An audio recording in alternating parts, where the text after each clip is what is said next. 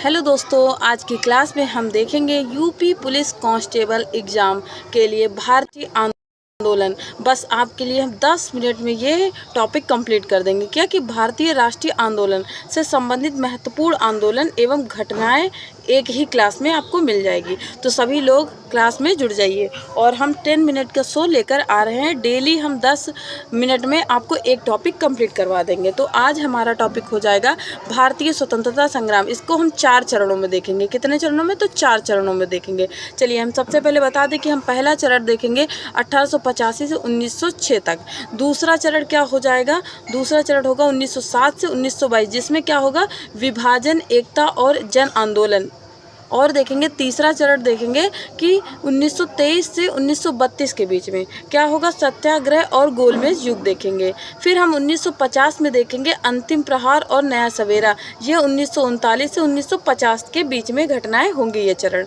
तो चलिए देखते हैं पहला चरण। सबसे पहले पहला चरण है कि न्यू और आरंभिक संघर्ष। क्या था? न्यू और आरंभिक संघर्ष था। तो हम यहाँ देखेंगे कि 1885 में क्या होता है? तो भारतीय राष्ट्रीय कांग्रेस की स्थापना होती है। 1885 में भारतीय राष्ट्रीय कांग्रेस की स्थापना होती है। ये बात आपको याद रखनी है। कौन करता है? तो कहेंगे A.O. होम करते हैं। और कहाँ पर होता है? तो मुंबई में। जगह बताना है तो मुंबई हो जाएगा। अगला हम देखेंगे 1905 में। ये कब होता है आंदोलन? तो 1905 में। आंदोलन का नाम हो जाएगा बंग भंग आंदोलन या स्वदेशी आंदोलन भी हम इसको कहेंगे। ठीक है। यहाँ क्या होता है? यहाँ बंगाल के विभाजन के विरुद्ध यह आंदोलन क्यों होगा? तो बंगाल का जो विभाजन होता है ना, इसके विरुद्ध में बंग भंग आंदोलन होता है। और ये सन याद रखना कि 1905। अगला हो जाएगा 1906 में। ये मुस्लिम लीग स्थापना होती है। मुस्लिम लीग की स्थापना कब होती है? 1906 में। कौन करता है? तो आगा खां और सलीम उल्लाह खां करते। कहाँ करते? ढाका। अच्छा, ढाका किसकी राजधानी है? बताएंगे सभी लोग, कमेंट में आंसर करेंगे ढाका किसकी राजधानी है। ठीक है। आगे हम देखेंगे दूसरे चरण में क्या है कि विभाजन और समझौतों का युग। यहाँ 1907 से 1916 में होगा। ठीक है। यहाँ पर हम देखेंगे 1907 में क्या होता है? 1907 में कांग्रेस का विभाजन होगा। किसका? कांग्रेस का विभाजन होगा। ठीक है। और ये कहाँ पर होता है? ये सूरत में होता है। ये कहाँ होगा? तो सूरत में। यहाँ क्या होगा? नरम एवं गरम दल में विभाजित, यानी कि नरम दल और गरम दल में 2 दल विभाजित हो जाएंगे। सभी का कमेंट में आंसर आना चाहिए कि नरम दल के कौन कौन से नेता थे, और साथ में बताएंगे गरम दल के कौन कौन से नेता थे। बिल्कुल। और लाल पाल बाल नहीं, इनका पूरा नाम आपको लिखकर बताना होगा। ठीक है। फिर हम बात करेंगे 1916। 1916 में क्या होता है? होम रूल आंदोलन, जो तिलक एवं एनी बेसेंट 2 लोग करते हैं। तिलक और एनी बेसेंट 2 लोग करेंगे, होम रूल आंदोलन करते। यह आंदोलन 1916 में होता है। आगे देखेंगे दिसंबर 1916 में क्या होता है? लखनऊ पैक्ट होता है। क्या होता है? लखनऊ पैक्ट होगा। इसमें क्या होता है? इसमें कांग्रेस तथा मुस्लिम लीग के बीच समझौता होता है। कांग्रेस और मुस्लिम लीग के बीच समझौता कब होता है? तो 1916, दिसंबर 1916 में। ये कहाँ पर होता है? लखनऊ में होगा। इसको हम क्या कहेंगे? लखनऊ पैक्ट कहेंगे। यहाँ तक बात समझ में आई? आगे की क्लास देखेंगे। आप लोग क्लास को लाइक भी कर दीजिए। हम डेली 10 मिनट शो लेकर आएंगे, जहाँ पर 10 मिनट शो में आपको एक टॉपिक कंप्लीट हो जाएगा। अगला देखेंगे तीसरे चरण। जहाँ क्या होता है? कारण और प्रभाव, जन आंदोलन का उदय और ठहराव देखा जाएगा। 1917 से 1922 के महत्वपूर्ण आंदोलन देखेंगे। सबसे पहले हम देखेंगे कि 20 अगस्त 1917 में मॉन्टेग्यू घोषणा। भारत मंत्री लॉर्ड मॉन्टेग्यू, भारत मंत्री कौन थे? लॉर्ड मॉन्टेग्यू थे। इन्होंने क्या किया था? 20 अगस्त 1917 में। तो पूछा जाएगा कि मॉन्टेग्यू घोषणा कब होती है? तो कहेंगे 20 अगस्त 1917। अगला देखेंगे कि 19 मार्च 1919 में क्या होता है? रॉलेट एक्ट, जिसे हम क्या कहेंगे? काला कानून। यानी कि काला कानून का क्या मतलब होगा? संदेह के आधार पर गिरफ्तारी कर ली जा रही थी। बात समझ में आई? आगे फिर हम चलते हैं। ये 13 मार्च की घटना हो जाएगी। अगले महीने आएंगे 13 अप्रैल, ये 19 मार्च की घटना हो जाएगी। ठीक है। फिर आगे अगले महीने आएंगे तो 13 अप्रैल क्या हो जाएगा? 13 अप्रैल 1919 में जलियांवाला बाग हत्याकांड होता है, जो बहुत महत्वपूर्ण है। या इसकी भले ही किसी चीज़ की डेट ना याद रखना, लेकिन जलियांवाला हत्याकांड की डेट जरूर याद रखना। ये किसके कहने पे चलता है? तो ये जनरल डायर। और कहाँ पे होता है? तो अमृतसर। यहाँ तक बात क्लियर हुई? आगे देखेंगे हम कि 1920 में क्या होता है, खिलाफत आंदोलन होता है। यहाँ पर कौन होगा, शौकत अली और मोहम्मद अली। 1 अगस्त 1920 में क्या होता है, साथ में 1920 में 2 घटनाएं, एक तो खिलाफत आंदोलन, दूसरा 1 अगस्त 1920 में असहयोग आंदोलन का आरंभ होता है। और ये कौन शुरू करता है, इसका आह्वान कौन करेंगे, तो महात्मा गांधी करेंगे। कौन करेंगे, महात्मा गांधी। फिर ये चरण स्टॉप कहाँ पर होता है, 5 फरवरी 1922, 5 फरवरी 1922 चौरी चौरा कांड, गोरखपुर जिले उत्तर प्रदेश। अब प्रश्न कैसे बनेंगे कि चौरा चौरी कांड कब होता है, तो कहेंगे 5 फरवरी 1922।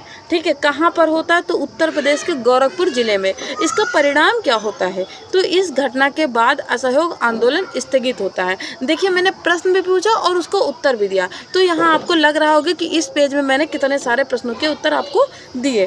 अगला चरण देखेंगे कि अगला चरण में क्या होगा कि नया नेतृत्व और पूर्ण स्वाधीनता की मांग। क्या है, नया नेतृत्व और पूर्ण स्वाधीनता की मांग। यहाँ 1923 से 1929 की बात हो जाएगी, 1923 से 1929 की बात होगी। ठीक है, सबसे पहले हम देखेंगे कि 1 जनवरी 1923, 1 जनवरी 1923 में क्या होता है, स्वराज पार्टी की स्थापना होती है। बात याद रखेंगे कि स्वराज पार्टी की स्थापना कब होती है, तो 1923 में।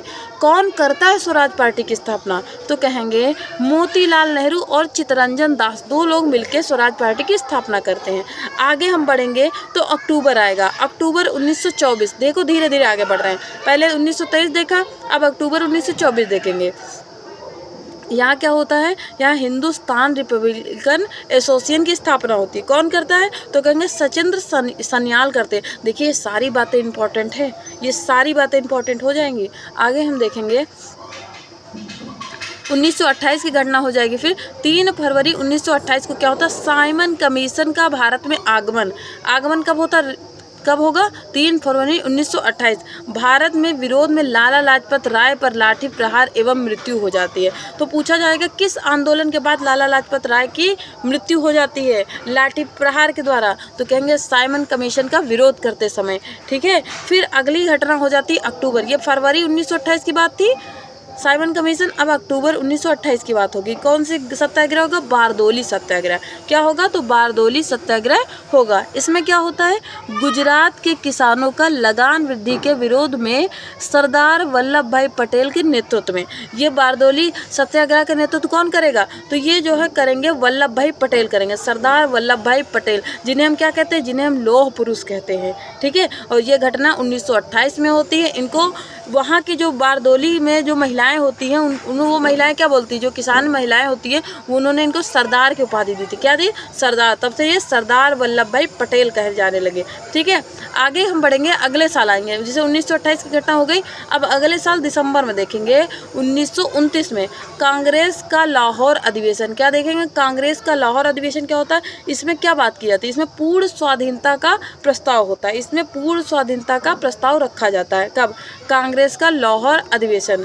आगे देखेंगे हम अगला चरण। अगला चरण जाने से पहले हम पहले 1930 के बारे में जानेंगे, क्योंकि ये 1930 से बहुत सारे प्रश्न बनते हैं ना, तो इसको यहाँ क्लियर करते हैं। सबसे पहले देखेंगे कि 2 जनवरी 1930 को स्वाधीनता दिवस की घोषणा की जाती है, कि 26 जनवरी को स्वाधीनता दिवस के रूप में मनाने की घोषणा। अब आपको पता होगा कि हमारा तो देश 15 अगस्त को आज़ाद हुआ। ठीक है, और बात संविधान के करेंगे तो 26 नवंबर को बन जाता है। संविधान कब बन जाता है, 26 नवंबर को बन जाता है, 26 नवंबर को बन जाता है। तो ये 26 जनवरी किस लिए होती है, ये 26 जनवरी को क्यों रोक के रखा गया था, कि संविधान को लागू नहीं किया गया था। क्यों नहीं लागू किया था, क्योंकि एक हमारा महत्वपूर्ण तिथि था, 26 जनवरी 1930 को हमने क्या मनाया था, प्रथम जो है स्वाधीनता दिवस के रूप में मनाया था। इसीलिए इस दिन को हम महत्वपूर्ण बनाने के लिए हमने संविधान को 26 जनवरी को लागू किया। ये बात समझ में आई आपको कि नहीं। आगे देखते हैं कि 12 मार्च से 5 मार्च 1930 के बीच में नमक सत्याग्रह होता है। नमक सत्याग्रह यहाँ पर देखेंगे, यहाँ क्या होता है, यहाँ साबरमती आश्रम से दांडी महात्मा गांधी द्वारा नमक कानून का उल्लंघन होता है। ठीक है, अब आगे देखेंगे, इसी के आगे होगा 6 अप्रैल 1930 की बात हो जाती है कि सविनय अवज्ञा आंदोलन की शुरुआत हो जाती है। याद रखिएगा 6 अप्रैल 1930 में सविनय अवज्ञा आंदोलन की शुरुआत होती है। ठीक है, आगे देखेंगे। अब आता है गोलमेज। क्या आता है, गोलमेज को देखते चलेंगे। गोलमेज कन्फ्यूजन डालता है और बहुत बार बार पूछा जाता है। तो कितने गोलमेज हुए थे? 3, 1930 में, 1931, 1932, 30, 31, 32, लगातार 3 साल। याद करने में कोई कठिनाई नहीं होनी चाहिए। प्रथम गोलमेज सम्मेलन कब होता है? 12 नवंबर। इसमें पीएम कौन होते हैं? तो मैकडोनाल्ड होते की अध्यक्षता में लंदन में होता है। देखो तीनों ही लंदन में होंगे, तीनों ही सम्मेलन लंदन में होंगे, ठीक है। और यहाँ क्या बात होती है? यहाँ 8 मार्च 1931 में गांधी इरविन समझौता होता है। अब गांधी जी इरविन क्या करते? कहते गांधी तो आए ही नहीं, अब जब गांधी आएंगे नहीं तो प्रथम मतलब गोलमेज सम्मेलन का कोई मतलब ही नहीं। तो गांधी से समझौता होता है इरविन का, ये याद रखिए। पहले प्रथम गोलमेज सम्मेलन होता है, गांधी जी नहीं जाते हैं, तो फिर क्या होता है? इरविन समझौता होता है 1931 में, ठीक है, 8 मार्च 1931 में। 8 मार्च को क्या मनाया जाता है? अंतर्राष्ट्रीय महिला दिवस, याद रखना, ठीक है। फिर यहाँ ये होता है सविनय अवज्ञा आंदोलन स्थगित हो जाता है। फिर गांधी जी भी जाते हैं कहाँ? 1931 में द्वितीय गोलमेज सम्मेलन में। प्रश्न बनता है गांधी जी ने किस गोलमेज सम्मेलन में भाग लिया था? तो कहेंगे कि द्वितीय गोलमेज सम्मेलन में भाग लिया था। और कब होता है? तो 7 सितंबर, बात को ध्यान में रखिएगा। फिर ये गांधी जी ने सम्मेलन में भाग लिया, ठीक है, गांधी जी सम्मेलन में भाग ले लेते हैं। अब क्या घटनाएं होती है कि सितंबर 1932 पूना पैक्ट होता है। अब पूना पैक्ट में देखो जो अम्बेडकर जी थे, डॉक्टर अम्बेडकर जी, वो तीनों ही गोलमेज सम्मेलन में जा रहे थे, वो दलितों की बात कर रहे थे। अब यहाँ अम्बेडकर के बीच समझौता होता है कि दलितों के लिए 71 से 148 स्थान सुरक्षित हैं, ठीक है। अब होगा तृतीय गोलमेज सम्मेलन। तृतीय गोलमेज सम्मेलन 17 नवंबर को होगा 1932। आप याद कर लीजिए, 17 नवंबर एक बार भले ही ना याद करें, ठीक है। यहाँ कांग्रेस ने भाग नहीं लिया, कांग्रेस ने भाग नहीं लिया यानी कि कांग्रेस की तरफ से कोई नहीं गया, ठीक है। आगे देखेंगे, अब हम देखेंगे चौथा चरण। अभी तक मैंने 3 चरण देखे, अब चौथे चरण में आज़ादी होगी, है ना। चौथे चरण में आज़ादी तक हम पहुँचेंगे। राजनीतिक घटनाक्रम देखेंगे। 1 मई 1939 में क्या होता है? फॉरवर्ड ब्लॉक की स्थापना सुभाष चंद्र बोस करते हैं, इंपॉर्टेंट है, याद रखिएगा। 22 दिसंबर 1939 में मुक्ति दिवस मनाया जाता है, किसके द्वारा? मुस्लिम लीग द्वारा मनाया जाता है, ठीक है। फिर 22 मार्च 1940 में पाकिस्तान की मांग की जाती है। मुस्लिम लीग के लाहौर अधिवेशन में, मुस्लिम लीग का भी जैसे कांग्रेस थी वैसा मुस्लिम लीग थी, तो उसने भी किसकी मांग किया था? तो उसने पाकिस्तान की मांग की थी। और कहाँ, किस अधिवेशन में? लाहौर अधिवेशन में 1940 में मांग करता है। आगे देखेंगे भारत छोड़ो, क्या होगा? भारत छोड़ो आंदोलन चलेगा। मार्च 1942 में क्रिप्स मिशन का प्रस्ताव आता है। स्टैफोर्ड क्रिप्स मिशन कौन लाता है? स्टैफोर्ड क्रिप्स लाते हैं, ठीक है। फिर देखेंगे 8 अगस्त 1942 भारत छोड़ो आंदोलन महात्मा गांधी द्वारा जो है क्या शुरू होता है? 8 अगस्त 1942 को भारत छोड़ो आंदोलन की शुरुआत होती है। फिर आगे देखेंगे 25 जून 1945 में शिमला समझौता होता है। सभी राजनीतिक दलों का सम्मेलन, यानी जितने भी राजनीतिक दल बन गए थे सबको बुलाया जाता है 1945 में। इसे हम क्या कहेंगे? शिमला सम्मेलन कहेंगे, ठीक है। आगे देखेंगे हम सत्ता का हस्तांतरण और गणतंत्र की स्थापना 1946 से 1950, यानी कि 50 में हमारा गणतंत्र बन जाता है और 47 में हम लोग लोकतंत्र हो जाते हैं, स्वाधीन हो जाते हैं, आज़ाद हो जाते हैं, ठीक है। यहाँ हम सबसे पहले नीचे से देखेंगे। सबसे पहले हम योजना से शुरुआत करेंगे। योजना 24 मार्च 1946, यानी सीढ़ी सबसे पहले नीचे आएगी, अभी ऊपर नहीं पहुँचना है, सबसे पहले नीचे वाली सीढ़ी देखनी है, ठीक है। 24 मार्च 1946 cabinet mission Pethick Lawrence Stafford Cripps A B Alexander. फिर आगे बढ़ते हैं, विभाजन होता है 3 जून 1947 माउंटबेटन योजना, वायसराय माउंटबेटन ने भारत विभाजन की योजना रखी, ठीक है। आगे आज़ादी, अब देखिए आज़ादी आ गया, हमने क्या कहा था? आज़ादी तक हम ले चलेंगे आपको, ठीक है। तो 15 अगस्त 1947 से स्वतंत्रता की प्राप्ति होती है भारत स्वतंत्रता अधिनियम द्वारा। आगे है संविधान, अब संविधान भी बन जाएगा, गणतंत्र तक चलेंगे, ठीक है। हम आज़ाद हो गए, अब हमारा क्या हो जाएगा? संविधान लागू होगा कि 26 जनवरी 1950 भारतीय गणतंत्र की स्थापना होती है और डॉक्टर राजेंद्र प्रसाद प्रथम राष्ट्रपति बनते हैं, ठीक है। सभी लोग आंसर करेंगे कि प्रथम उपराष्ट्रपति कौन था, प्रथम उपराष्ट्रपति कौन था। तो ये कुछ पैक्ट होंगे, इनको हम देखते हैं। समझौता 1916 में लखनऊ पैक्ट होता है, ठीक है। और 1931 में गांधी इरविन समझौता, 1932 में पूना पैक्ट होता है, जो कि अभी हमने पढ़ा, रिवीजन कर रहे हैं ना। 1928 में क्या होता है? Simon commission. 1942 में क्रिप्स मिशन आता है। 1946 में कैबिनेट मिशन आता है। 1947 में माउंटबेटन योजना आता है और माउंटबेटन योजना पर भारत और पाक का विभाजन होता है। इतनी बात आपको याद रखनी है, इतनी बात आपको याद रखनी है। आगे देखेंगे महात्मा गांधी। अब महात्मा गांधी कहाँ कहाँ पे इम्पोर्टेंट है, ठीक है। चलिए महात्मा गांधी को देखेंगे कि 1942 में इनके द्वारा क्या भारत छोड़ो आंदोलन का नेतृत्व किया गया। ठीक है, फिर पहले हम 1920 से चलेंगे ना, यहाँ 20 में क्या होता है, असहयोग आंदोलन का आरंभ होता है। फिर 1930 में नमक सत्याग्रह, साबरमती से दांडी। ठीक है, फिर 1931 में गांधी इरविन समझौता होता है। फिर 1931 में ही ये क्या करते, इंग्लैंड जाते हैं, लंदन में द्वितीय गोलमेज सम्मेलन में पार्टिसिपेट करते हैं, भाग लेते हैं।